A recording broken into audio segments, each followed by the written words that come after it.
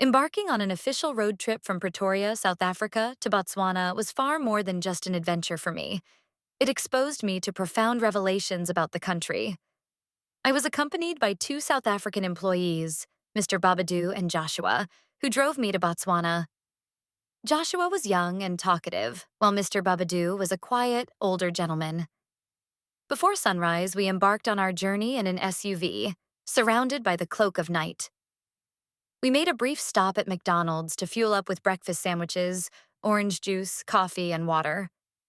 With our hunger sated, we continued our path, and it was during this drive that I was struck by the vast stretches of unoccupied land that unfolded before me.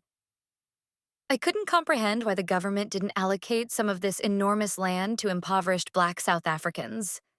The reason was clear to me: racism. In the distance, a cluster of brightly colored tin shacks caught my eye.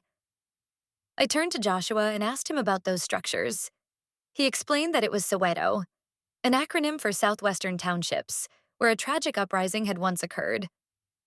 The sight of those rundown tin shacks filled me with a deep sense of sorrow. The Soweto uprising was caused by apartheid.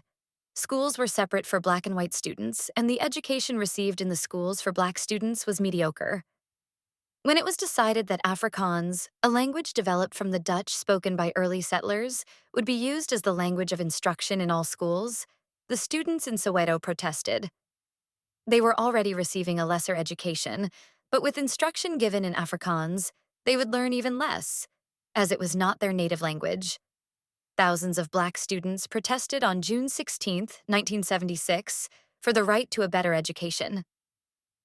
Apartheid was a policy of racial segregation and discrimination enforced in South Africa from 1948 to the early 1990s, including education, healthcare, and residence.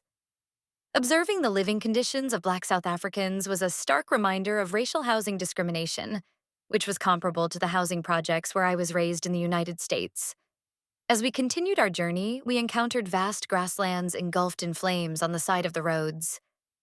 Concerned, I suggested calling for a fire truck, only to be laughed at by Mr. Babadoo and Joshua. My curiosity was piqued, so I asked them why the land was on fire.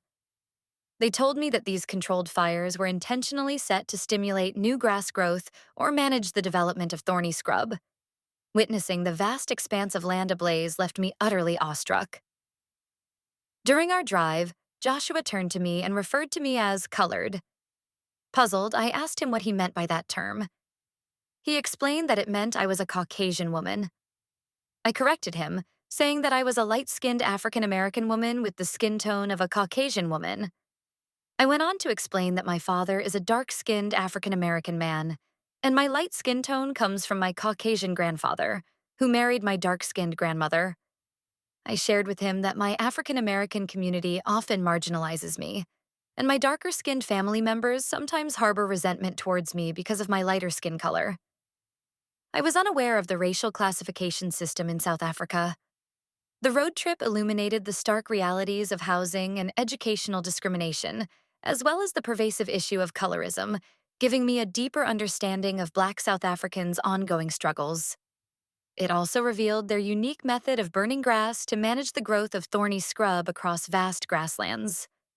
The road trip through South Africa was truly eye-opening.